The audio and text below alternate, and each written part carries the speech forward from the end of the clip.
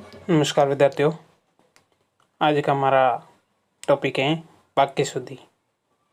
इससे पहले वाक्य शुद्धि के हमने 2 भाग पढ़े थे।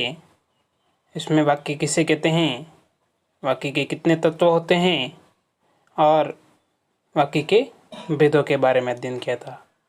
तो आज हम उन्हीं वाक्य शुद्धि का अगला भाग पढ़ते हैं, जिसमें कौन कौन से प्रकार की अशुद्धि होती है। इसमें संज्ञा से संबंधित, सर्वनाम से संबंधित, विशेषण से संबंधित, क्रिया से संबंधित, कारक से संबंधित और अन्य प्रकार की जैसे पद कर्म संबंधित अशुद्धियाँ होती हैं। तो उनके बारे में हम आज अध्ययन करेंगे। इसमें पहला हमारा है संज्ञा संबंधी अशुद्धि। तो उसको हम पढ़ते हैं, देखेंगे किस प्रकार से संज्ञा की अशुद्धि होती है। तो हमारे संज्ञा के संबंधित अशुद्धि का पहला जो भाग है उसको हम देखते हैं। संज्ञा संबंधी अशुद्धि, जिसमें संज्ञा किसे कहते हैं पहले पता है हमें कि व्यक्ति, वस्तु, स्थान के नाम को संज्ञा कहते हैं, जिसमें 3 भेद थे: व्यक्तिवाचक, जातिवाचक और पावाचक संज्ञा। इसमें हमारा पहला आज का उदाहरण है वो है हिमालय पर्वत बर्फ से ढका रहता है। तो इसमें हिमालय एक पर्वत ही है, तो इसका अशुद्ध वाक्य लिखा हुआ है, उसको हम शुद्ध वाक्य के रूप में पढ़ेंगे। तो हिमालय बर्फ से ढका रहता है। क्यों? क्योंकि पर्वत जो है उसकी संज्ञा एक ही रूप में है। उसी प्रकार से दूसरा वाक्य हमारा ईदगाह नामक कहानी प्रेरणादायी है। ईदगाह नामक कहानी प्रेरणादायी है। तो इस शीर्षक की ईदगाह रूप में होता है। तो ईदगाह शीर्षक जो कहानी है वो प्रेरणादायी है। इस प्रकार से इसको लिखा जाएगा। क्योंकि देखो, ईदगाह नामक नहीं लिख करके हम इसको क्या लिखेंगे, ईदगाह शीर्षक लिखेंगे, कहानी के रूप में प्रेरणादायी हैं। तो इसका एक अगला उदाहरण के रूप में हम पढ़ेंगे, वो देखते हैं कौन सा उदाहरण है। तो अगला उदाहरण है हमारा, जैसे शनिवार के दिन अवकाश रहता है। तो इसमें जो लिखा हुआ है अशुद्ध वाक्य हैं। क्यों? क्योंकि शनिवार एक दिन के रूप में ही होता है। तो हम इसको शुद्ध वाक्य के रूप में किस रूप में लिखेंगे?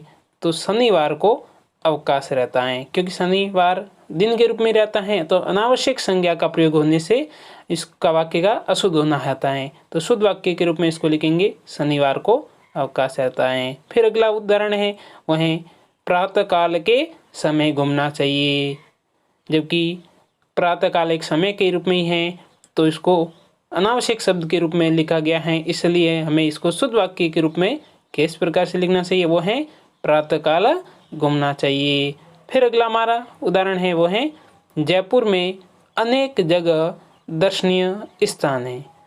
तो ये वाक्य अशुद्ध क्यों है? क्योंकि देखिए, जगह और दर्शनीय स्थान दोनों एक ही है स्थिति है, क्योंकि जगह भी वही है। तो इसका शुद्ध वाक्य होगा जयपुर में अनेक दर्शनीय स्थान हैं। फिर अगला हमारी जो अशुद्धि है वो सर्वनाम संबंधी अशुद्धि। तो सर्वनाम में आपको पता है कि संज्ञा के स्थान में प्रयुक्त होने वाले शब्दों को सर्वनाम कहते हैं, जिनमें अलग अलग 6 प्रकार के सर्वनाम थे। तो हमारा पहला जो वाक्य है, शुद्ध वाक्य, वो देखेंगे, वो है मेरे को पाठ याद नहीं हुआ। तो इसको हम शुद्ध रूप में किस रूप में लिखेंगे? वो है मुझे पाठ याद नहीं हुआ। क्यों? क्योंकि मेरे को और मुझे दोनों में सर्वनाम शब्द में अशुद्धि थी। दूसरा जो वाक्य है वो है तुम तो तुम्हारा काम करो। तो इसमें तुम तो तुम्हारा काम करो, इसमें अशुद्धि है। कौन सी? सर्वनाम की। तुम तो शब्द की जो अशुद्धि है उसको हम शुद्ध करके लिखेंगे। तो शुद्ध वाक्य हमारा जो होगा वो होगा तुम अपना काम करो। उसी प्रकार से अगला जो हमारा उदाहरण है वो है दूध में कौन गिर गया। क्या गिर गया? दूध में कौन गिर गया। देखो, कोई व्यक्ति थोड़ा ही है जो गिरेगा। तो इसमें कौन गिर गया ये सर्वनाम है, कौन तो ये अशुद्ध है, इसलिए दूध में क्या गिर गया ये हमारा शुद्ध वाक्य होगा। क्योंकि दूध में कोई वस्तु गिरती है, कोई व्यक्ति वगैरह नहीं गिरता। तो व्यक्ति वगैरह के लिए क्या आता है? कौन शब्द का प्रयोग होता है। जबकि किसी वस्तु वगैरह के लिए जो प्रयोग होता है वो क्या शब्द होता है? तुम तो अपना तुम्हारा काम करो, जबकि तुम अपना काम करो। इस प्रकार का वाक्य शुद्ध होगा। ऐसी प्रकार से मेरे को पाठ याद नहीं हुआ, जबकि मुझे पाठ याद नहीं हुआ, इस प्रकार से लिखा जाएगा। तो ये हमारी सर्वनाम संबंधी अशुद्धि, जिसमें 6 प्रकार के सर्वनाम के भेद थे। उसके बाद में हम आगे विशेषण की ओर बढ़ते हैं। तो विशेषण किसे कहते हैं? विशेषण संज्ञा व सर्वनाम की विशेषता बतलाने वाले शब्दों को विशेषण कहते हैं, जिसमें गुणवाचक, परिमाणवाचक, उसी प्रकार से संकेतवाचक और निश्चित संज्ञावाचक विशेषण थे। तो हमारा विशेषण के अंदर पहला जो उदाहरण है वो देखते हैं किस प्रकार का है। वो है अशुद्ध वाक्य के रूप में कोहिनूर एक अमूल्य राय। अमूल्य का अर्थ होता है जिसका कोई मूल्य नहीं होता, जबकि कोहिनूर एक बहुमूल्य हीरा होता है, इसलिए इसको शुद्ध वाक्य के रूप में क्या लिखेंगे? कोहिनूर एक बहुमूल्य हीरा है। उसी प्रकार से हमारा दूसरा जो वाक्य है वो है अशुद्ध वाक्य महादेवी वर्मा विद्वान महिला थी। कैसी महिला थी? विद्वान। जबकि विद्वान तो व्यक्ति के लिए प्रयुक्त होता है और महादेवी वर्मा कौन है? एक स्त्री हैं। तो इसके लिए किस प्रकार के शब्द का प्रयोग होगा? तो वो होगा विदुषी शब्द का प्रयोग। तो देखो शुद्ध वाक्य के रूप में इसको किस रूप में लिखेंगे? महादेवी वर्मा विदुषी महिला थी। कैसी महिला थी? विदुषी महिला थी। तो इसका अगला उदाहरण हम देखते हैं एक बार। तो वो है यहाँ शुद्ध गाय का दूध मिलता है। किसका? शुद्ध गाय का। तो क्या गाय शुद्ध की विशेषता सही बता रहा है? तो ये पद कर्म का भी जो है मेल सही नहीं बैठता है।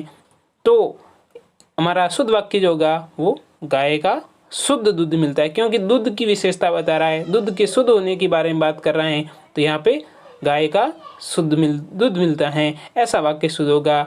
तो आपको इस बातों का ध्यान रखते हुए चलना है कि व्यक्ति, वस्तु जो स्थिति है उनका विशेषता बतलाने वाला विशेषण कहलाता है, ना कि उसकी जो पहले वाले भाग में जो लिखा हुआ उसको हम विशेषण कह सकेंगे।